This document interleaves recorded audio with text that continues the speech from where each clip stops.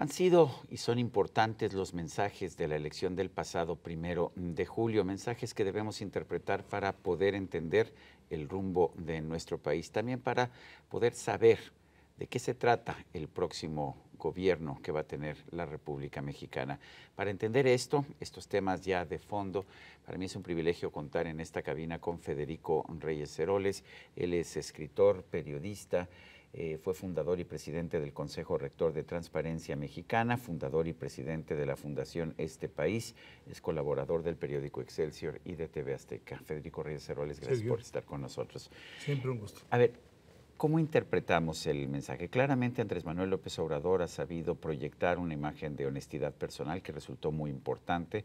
Claramente el gobierno de Enrique Peña Nieto no proyectó esa imagen, independientemente de los casos que podamos examinar individualmente. Pero también estamos viendo en el mundo una especie de desencanto con la clase política que lleva a la elección de Donald Trump, que lleva al surgimiento de partidos muy populistas en distintos países de Europa, el gobierno de Italia en la actualidad. ¿Cómo colocamos el triunfo de Andrés Manuel López Obrador entre estos contextos? ¿Es internacional, es nacional? ¿Cómo lo ves tú? A ver, yo comenzaría por decir que, digamos, hay pros y contras en lo que estamos viendo.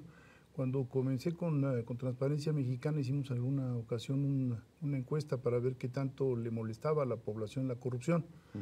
Y había un 30% de la población que decía que la corrupción era buena para la economía. ¿30%? 30%. ¿Cuándo era esto? Pues a principios de los años 90.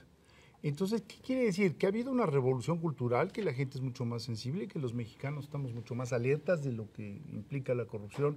Y yo creo que esa fue una de los grandes errores de la gestión del presidente, el no entender que esto ha cambiado y ha cambiado de manera muy notable. El presidente Peña Nieto siempre ha dicho, a ver, yo metí en la cárcel a más gobernadores, se ha impulsado un sistema anticorrupción que lo impulsó la sociedad civil, pero pues que tuvo el respaldo finalmente o la aprobación del gobierno. No fue eso suficiente, ¿verdad? Fíjate que paradójicamente Enrique Peña Nieto, quien permitió que se diera el Sistema Nacional de Anticorrupción, pues va a pasar a la historia por haber salido de la presidencia su partido por problemas de corrupción. Yo creo que hubo señales muy ominosas. Yo creo que había servidores públicos que debieron de haber salido simplemente porque no tenían una responsabilidad política frente a ciertos hechos.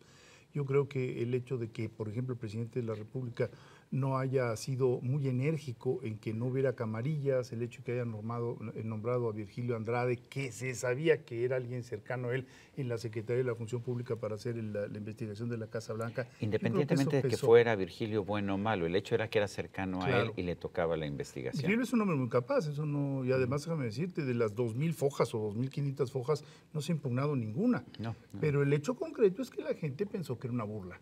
Entonces fue una serie de sucesos. Después algo que debemos también de admitir, regresando a tu pregunta sobre las olas, que es lo que a mí más me preocupa, las redes sociales jugaron un papel importantísimo que Presidencia no detectó y que no detectó nadie de las campañas de MID pero sí estaban ahí, sí estaban vinculados con redes sociales, pero no entendieron su significado y los usaban las redes sociales para mandar mensajes oficialistas y ya no son las cosas así, ¿no? Ahora, estamos ante una elección emocional, Sergio, y esto no es la primera, tú lo decías, Trump, lo de Italia es muy grave, porque de nueva cuenta es un país que era referente, mano, para estudiar los partidos políticos. Cuando yo era estudiante, bueno, ¿por qué? Porque tenía una extrema izquierda, una extrema derecha, después tenía socialdemocracia y tenía Partido Comunista, diría yo, avesado.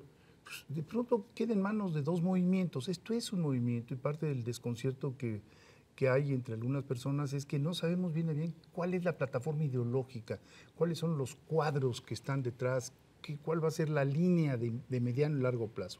Y en paralelo tienes asuntos tan tristes, diría yo, como la desaparición de algunos partidos, en particular, por ejemplo, lo que no sé qué vaya a ocurrir con el PRD, pero el hecho de que haya estado en el límite es muy preocupante, porque detrás del PRD hay nombres muy respetables, como puede ser Gilberto Rincón Gallardo, Arnoldo Martínez Verdugo, Berto Castillo, personajes de la izquierda que hicieron historia, y después hay una defensa de las libertades.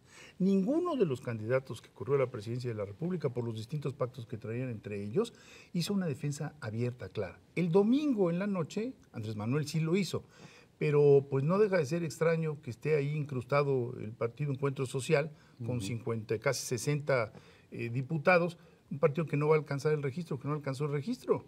Bueno, es porque regalaron las candidaturas, Así era es. la forma de conseguir el apoyo, ¿no es así? Entonces, pues es una entelequia.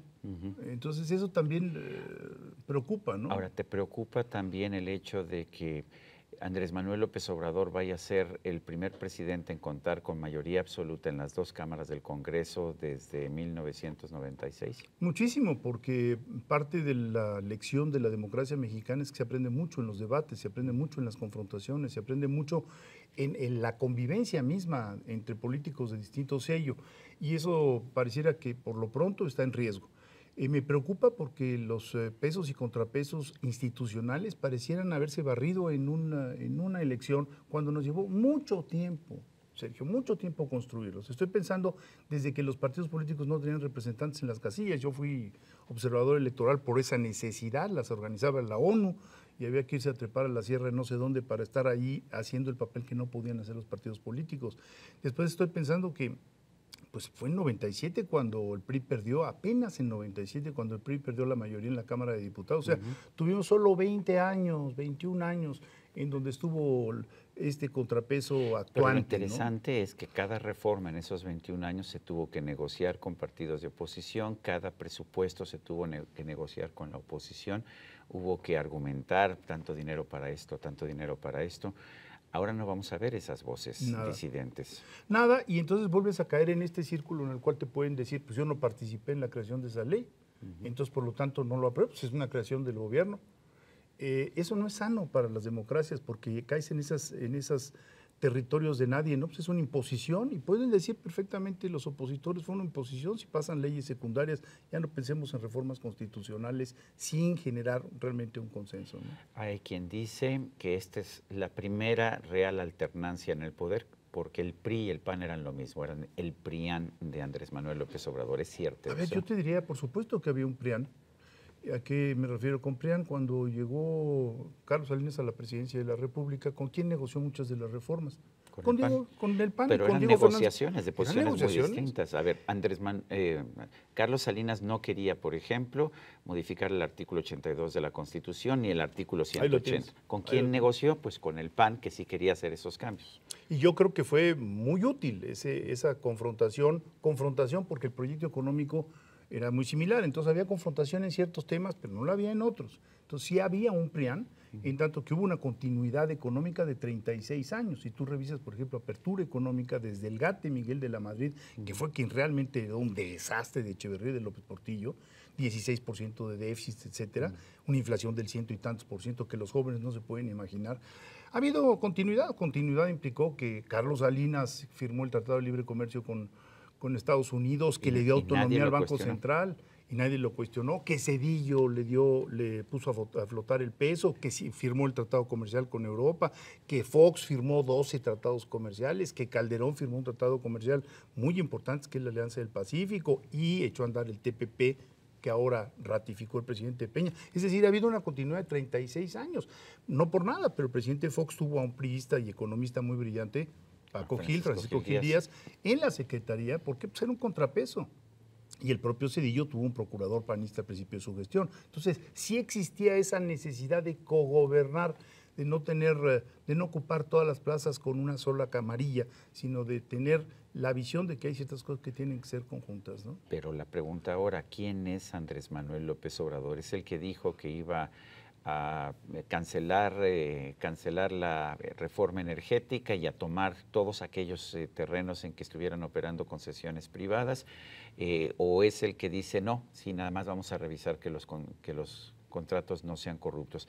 ¿Es el que dijo que va a cancelar el Aeropuerto Internacional de la Ciudad de México o el que dice que lo va a privatizar mejor? ¿Quién es Andrés Manuel? Bueno, esa es la gran incógnita, ¿no? El signo de interrogación que iremos despejando con los días y con los meses.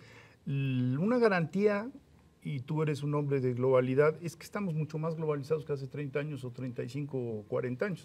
Y cuando salirte de la globalización pierdes millones de empleos. O sea, la reacción de a ver, una mala señal del presidente de la República ahorita y los fondos, yo he estado con fondos recientemente, están muy nerviosos, no les gusta que tenga mayoría en las cámaras. Entonces, ¿qué ocurre? Que una mala señal, un error, un tropiezo puede significar la salida de miles de millones de dólares, porque por ejemplo el Fondo Noruego maneja miles de millones de dólares. Entonces, eso es una globalización. La otra globalización es la globalización política o desde el punto de vista de derechos humanos.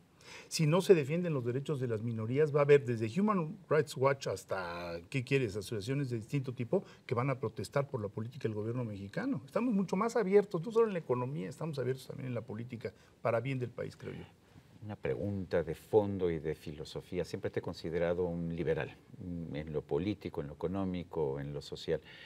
Andrés Manuel López Obrador dice que es liberal y tilda de conservadores a personajes como Enrique Krause o Jesús Silva Herzog. ¿Qué es un liberal? A ver, yo creo que un liberal, hay liberales económicos que no lo son en lo político y hay liberales políticos que no lo son en lo económico, no son en lo económico. Yo creo ser un liberal básicamente político y económico. Creo en la estrategia, creo en un modelo de apertura, creo en el comercio internacional, creo en la disminución del tamaño del Estado, creo que no debe de ser propietario. Ahora, esos desplantes, esas críticas, amigos como Enrique o Jesús, pues sí te preocupan, ¿no? Porque el futuro presidente tendrá que ser muy mesurado en el uso de sus palabras.